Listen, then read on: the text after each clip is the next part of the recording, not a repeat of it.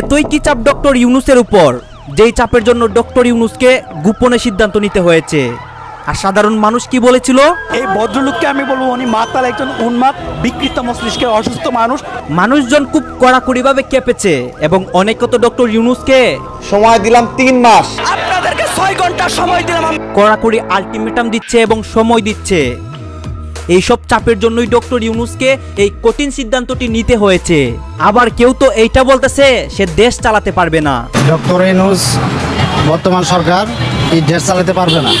মানুষের এইসব কথা শুনে ডক্টর ইউনূস কি বলতেছেন এইটা দেখলে আপনারা অবাক হয়ে যাবেন। শাসক তারা দায়িত্ব নেই, তারাও ভুলভ্রান্তি করবে, ভুলভ্রান্তি সংশোধন করবে নিজেদের তাদের নেতৃত্বে। সবকিছুই কিন্তু আপনাদেরকে দেখাবো, সবার বক্তব্যগুলা দেখলে আপনারা অবাক হয়ে যাবেন। আবার কেউ বলতেছে ডক্টর ইউনূস আওয়ামী লীগ সাপোর্ট করে। তাহলে এই অন্তর্বর্তীকালীন সরকার তাহলে কি আওয়ামী লীগের প্রো আওয়ামী লীগ সরকার? কিন্তু এইসব কথা বলার মানে কি এবং তাদের কাছে কি প্রমাণ আছে?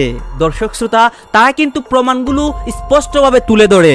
দল যেহেতু যদি নিষিদ্ধ হয়ে যায়, দল নিষিদ্ধ হইতে হবে, তাহলে ওই মানুষগুলো কি রাজনীতি করবে না? আসিফ নজরুল স্যার কি বললেন যে আমি যদি মন্ত্রী হতাম একটা মন্ত্রণালয়। আবার অনেকে তো এইসব দেখে রাজপথে নেমে পড়েছে, আন্দোলন করছে এবং মিছিল করছে ডক্টর ইউনূসের বাসভবনের সামনে। এই যে আমরা কামনের কামন নিয়ে এসেছি, আমরা কামনের কামন করে রেডি থাকবো। শিক্ষার্থী জাগন, শিক্ষার্থী আমাদের প্রত্যেকটা ভাইকে মেরেছে, আমাদের প্রত্যেকটা ভাইকে মেরেছে সরকারের। এইসবের তো কোনো মানে হয় না। ডক্টর ইউনূস ক্ষমতার জন্য নয়, দেশে এসেছেন দেশ পরিচালনা করতে এবং আমাদের দেশকে সামনে এগিয়ে নিয়ে যেতে। সাধারণ মানুষরা কি করতেছে আপনারা তো দেখতেই পেরেছেন। দর্শক শ্রোতা আরো অনেক কিছু কিন্তু দেখাবো। এই নিয়ে নেতাকর্মীরা কি বলতেছে? ব্যক্তি ডক্টর ইউনূসকে নিয়ে আমাদের কোনো শঙ্কা নাই, আশপাশের টিম নিয়ে আমাদের শঙ্কা রয়েছে হবে না, এবং ওই গভর্নমেন্টকে আরো আনস্টেবল করবে নানানভাবে। কাজী প্রফেসর ইউনূস স্যারের বারবার শুধু একই কথা, ডক্টর ইউনূসের দোষ, ডক্টর ইউনূস এই করেছে সেই করেছে। দর্শক শ্রোতা আসলেই ডক্টর ইউনূস কি করেছেন সবকিছু কিন্তু এই ভিডিওতে ক্লিয়ার করব এবং এই ভিডিওতে দেখাবো এইসব নিয়ে ডক্টর ইউনূস কি পাল্টা বক্তব্য দিয়েছেন এবং ডক্টর ইউনূস যে একটা কঠিন সিদ্ধান্ত নিয়েছেন সেই সিদ্ধান্তটি তিনি কিভাবে নিলেন, সবকিছু আপনাদেরকে দেখাবো। এখন কয়েকটা ভিডিও প্লে করব ডক্টর ইউনূসকে নিয়ে এবং আমাদের দেশের বর্তমান পরিস্থিতি নিয়ে সবাই কি বলতেছে এবং এই নিয়ে দাওয়া পাল্টা দেওয়া বক্তব্যগুলা ডক্টর ইউনূসের, নেতাকর্মীদের এবং সাধারণ মানুষের সবকিছুই আপনাদেরকে দেখাবো। আমি আবারও বলতেছি সম্পূর্ণ ভিডিও দেখবেন। আপনাদের মনে যতগুলা প্রশ্ন রয়েছে সকল প্রশ্নের উত্তর কিন্তু এই ভিডিওগুলোতে পেয়ে যাবেন। এই যে ডক্টর ইউনূস বলছেন ছাত্ররা আমাকে ক্ষমতায় বসিয়েছেন, ওরা যেটা বলবে সেটাই বলবে হবে। এটা কি আপনারা আসলে ব্যাপারটা কিভাবে দেখেন? নাহিদ জনাব ইসলাম, আপনাকে কি একটা কথা বলতে পারি যে এই সরকার ডক্টর ইউনূস বর্তমান সরকার এই দেশ চালাতে পারবে না। আওয়ামী লীগ সরকার তো উন্নয়ন করছে ঠিক আছে, কিন্তু জনগণের টাকা নিয়ে উন্নয়ন করছে, আমার জনগণের মাইরে উন্নয়ন করছে, তোর বাপের করে টাকা না, আমাদেরই টাকা। অন একটা জিনিসের একটা দাম বাড়াইতেছে, যারা চাকরিজীবী তারা চলতে পারতেছে 1 লাখ 1.5 লাখ। ঠিক আছে, এখন বিষয় হলো শেখ হাসিনার পিরিয়ড চলে গেছে, এখন বিচারে যে অবস্থা, এটা তো অন্তর্বর্তীকালীন সরকার আছে। এই সরকার তো আমাদেরই সরকার বলে আমরা দাবি করেছি, এখন তো আমাদের সরকার আমাদের কথাই শুনছে না। আমরা তো বেকায়দায় পড়ে গেছি, আসলে খুবই বেকায়দায় পড়ে গেছি। কি করব? এইখানে সবাই অনেক কথা বলতেছে এই বিষয়টাকে নিয়ে, ডক্টর ইউনূসকে নিয়ে, এবং অনেকে কিন্তু অনেক রকম বক্তব্য দিচ্ছে। দর্শক শ্রোতা এতক্ষণ আপনাদেরকে কয়েকটা ক্লিপ দেখেছি, এখন দেখাবো বিস্তারিতভাবে। আপনারা সম্পূর্ণ ভিডিও দেখবেন, তারপরে আপনাদের মতামত করবেন। আপনারাই কি চান ডক্টর ইউনূস কি করবেন? আপনাদের মন্তব্য কি?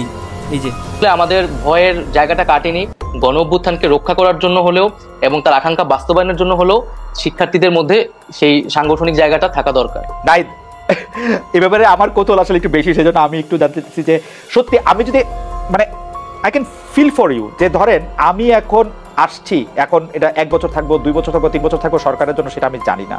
আমি এখন যেখানে আসছি, আমি যদি এখন রাজনীতি না করি, আমাকে আসলে চাকরি করতে হবে, কারণ আমার বিশ্বাস বৈষম্য বিরোধী ছাত্র আন্দোলনের সঙ্গে আপনারা যারা ছিলেন তারা এমন কোনো দুর্নীতির সঙ্গে সম্পৃক্ত হবেন না যে আপনারা 1 বছর 2 বছর সরকারের থেকে এত টাকা আপনাদের হবে যে আপনাদের সারা জীবন আর কিছু না করলে হবে। আপনাদের আসলে আপনি আমি যারা একই ধরনের পরিবার থেকে আসছি, আমাদের আসলে পরিবারটি বয়ে নিয়ে যাওয়ার জন্য আমাদের কাজ করতে হবে কোনো না কোনো কাজের সাথে। সেটা আপনি কীভাবে করবেন মনে করেন যে, বা আপনার পরিকল্পনাটা কি আসলে, মানে এটা তো আপনাকে ভাবতে হবে, মানে আপনি কি ভাবছেন সেরকম? কারণ আপনি এখন চাকরি নাই এবং ভাবার সময়ও পাচ্ছি না আসলে। রাইট। কিন্তু যেটা ধরেন আপনি রাজনৈতিক দল কিন্তু এত সহজ কথা না। রাজনৈতিক কিছু মানুষ জড়ো হলে এটা রাজনৈতিক দল হয়ে যায় না। সেটার জন্য আদর্শ লাগে, সেটার জন্য সংগঠন লাগে এবং কর্মসূচি লাগে।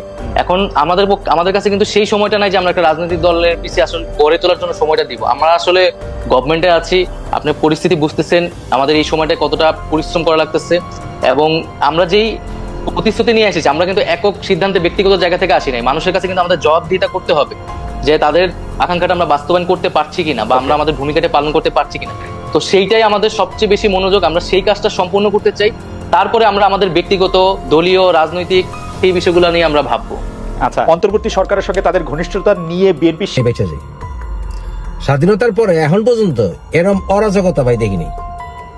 শেখ মুজিবুর রহমান যখন ক্ষমতা নিছিল, বাকশাল কায়েম করছিল, দেশে খুনাখুনি হয়েছিল, রাজাকার বাহিনী গঠন করছিল, কিন্তু এরপরও জানতাম যে দেশ চালাইতেছে শেখ মুজিবুর রহমান। এখন দেশ চালাই কেনা মানে কি বলবো, মানে অসুস্থ সংস্কৃতি। আর আমার পুরা দেশ চারে আজকে আমরাও যারা আজকে ছাত্র আন্দোলন করছি, আমরা বিভিন্ন সময় বিভিন্ন আন্দোলন আজকে আমরা যারা করছি, আমাদেরকে আজকে তোমরা বিপদে ফেলাইতেছো। এই ষড়যন্ত্রের কারণে আজকে আমরা পর্যন্ত বিভিন্ন জায়গায় ছাত্ররা বিপদে পড়তেছে, বিভিন্ন রাজনৈতিক দলের যারা আছে ওরা বিপদে পড়তেছে। তোমাদের সমন্বয়হীনতা না, তোমরা স্পষ্টতই ষড়যন্ত্র কইরা আজকে ছাত্রলীগরে পুনর্বার আমরা স্পষ্ট বলে দিতেছি যে ছাত্রলীগরে যারাই পুনর্বাসিত করার চেষ্টা করবে সেটা সমন্বয়ক হোক, কোনো রাজনৈতিক দল হোক, আর কোনো পীর আউলিয়ার মাজার শরীফ হোক, আর কোনো দরগা শরীফের পীর বাবা হোক, যেই প্রতিষ্ঠা করতে যাবে তার কালো হাত শুধু ভাঙ্গা দিব না, বাংলাদেশের প্রচলিত আইনে যে সর্বোচ্চ শাস্তি, সেই শাস্তি নিশ্চিত করা পর্যন্ত আমরা এই রাস্তায় থাকবো। বারবার মার খেয়েছি না, অনেকবার মার খেয়েছি, তো অনেকবার মার খেয়েছি আমি না, এরকম হাজার হাজার ছাত্র ছাত্রীরা মার খেয়ে, জনতারা মার খেয়ে এখনো বিছনায় আছে। ওরা ওই বিছনার থেকে স্যালাইন নিয়া, ওই স্ট্রেচার নিয়া, হুইল চেয়ারে করে আবার আন্দোলনে নামবো। কিন্তু রক্তের সাথে যারা বেইমানি করতেছো, তোমাদের শাস্তি কঠিন থেকে কঠিনতর আহ্বান জানাচ্ছি। আজকে পালিয়ে গেছে বলেই তারা সারা জীবন পালিয়ে থাকতে পারবেন তেমনটা আমরা মনে করি না। কারণ যে আন্তর্জাতিক মানবাধিকারের লঙ্ঘন তারা করেছেন, জাতিসংঘ থেকে শুরু করে আইসিসি সবাই এই প্রসেসের সাথে অলরেডি ইনভলভ। জাতিসংঘে একটা ইন্টারভিউতে ডক্টর ইউনূস বলেছেন যে প্রত্যাবর্তন চুক্তি করেও হলেও যদি শেখ হাসিনাকে ফিরায় নিয়ে আসার প্রয়োজন হয় তাকে ফিরায় নিয়ে আসা হবে। নিউ ইয়র্ক টাইমসের সাথে ইন্টারভিউ তিনি এটা বলেছেন। অতএব এই সরকারের অবস্থান এখানে খুব পরিষ্কার এবং তারা মানুষের পক্ষে আছেন, বিচারের পক্ষে আছেন এবং ফ্যাসিবাদীদেরকে বিচার করবার জন্য তারা তাদের দৃঢ়চিত্ততা এখনো আছে। একজন অ্যাপেলেট গাইজ আপনারা তো দেখলেন এখানে সবাই কি বলতেছে, অনেকেই কিন্তু অনেক রকম মন্তব্য করতেছে ডক্টর ইউনূসকে নিয়ে, আমাদের দেশকে নিয়ে। সবার মন্তব্যগুলা দেখে কিন্তু আমরা কিছু একটা বুঝতে পেরেছি। দর্শক শ্রোতা, আপনারা কি বুঝতে পেরেছেন এবং আপনাদের মন্তব্যগুলা কি এতক্ষণ দেখে আপনারা কি মনে করেছেন, এটা কিন্তু অবশ্যই কমেন্ট বক্সে লিখবেন। আর হ্যাঁ, আপনাদের কাছে আমার একটা রিকোয়েস্ট থাকবে, আমার চ্যানেলটি সাবস্ক্রাইব করবেন এবং পাশে থাকা বেল আইকনটি বাজিয়ে যাবেন। ধন্যবাদ।